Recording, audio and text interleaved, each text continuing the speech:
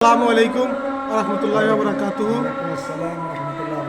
ঐতিহ্যবাহী কারামতিয়া জৈনপুরি ফিসাবের প্রতিষ্ঠাতা চন্দ্রগঞ্জ কারামতিয়া দাখিল কামিল মাদ্রাসার সম্মানিত অধ্যক্ষ হিসেবে আপনি গুরুত্বপূর্ণ দায়িত্ব পালন করতেছেন।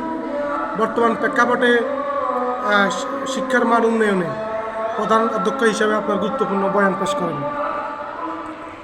বিসমিল্লাহির রহমানির রহিম। আলহামদুলিল্লাহ ওয়াসসালাতু ওয়াসসালামু আলা রাসূলিল্লাহ।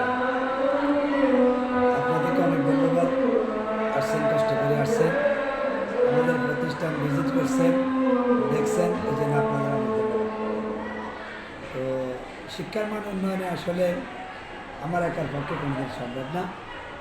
আমি আমার স্টাফ শিক্ষকদের সহকর্মীদের নিয়ে এবং অভিভাবকদের নিয়ে শিক্ষার মান উন্নয়নে আমি এগিয়ে যাচ্ছি। কারণ আমি একাও সম্ভব না, আমার শিক্ষক একা পারবে না, অভিভাবকদের সহযোগিতা, সর্বাত্মক সহযোগিতা নিয়ে আমি এগিয়ে যাচ্ছি।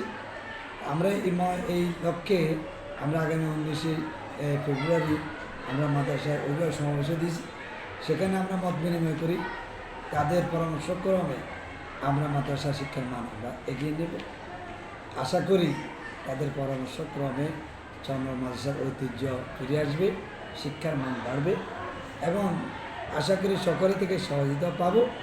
এই মাদ্রাসা মরহুম বড় হুজুর রহমতুল্লাহ আলাইহির মাদ্রাসা, তা তিনি একজন আল্লাহর ওলি ছিলেন। এই এলাকার মানুষ ওনাকে মনে প্রাণে মহব্বত করেন, সেই দৃষ্টিকোণ থেকে মাদ্রাসাকেও ওনারা মহব্বত করেন।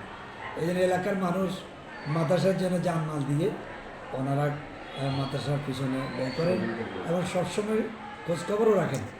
আমি যখনই ডাকি তখন এলাকাবাসী আমাকে সর্বস্তর সহায়তা করে এবং তারাও চান এই মাদ্রাসা কামিল মাদ্রাসা ইসলামী আরবি বিশ্ববিদ্যালয়ের অধীনে বেগঞ্জের সর্বোচ্চ দিনী প্রতিষ্ঠান, এই প্রতিষ্ঠানের সুনাম ঐতিহ্য যেন আবার পুনরায় সারা বাংলাদেশে ছড়িয়ে পড়ে, এই প্রত্যাশা রেখে এবং আপনাদের কাছে প্রত্যাশা রাখি আপনারা ইসলামের পক্ষে এবং দিনের পক্ষে, মাদ্রাসা শিক্ষার পক্ষে আপনারা বাস্তব কথাগুলি তুলে ধরবেন এবং সুপরামর্শ দিয়ে প্রতিষ্ঠান যেন এগিয়ে নিতে পারে, সেই প্রত্যাশা রেখে আমার সংক্ষিপ্ত কথা শেষ করছি।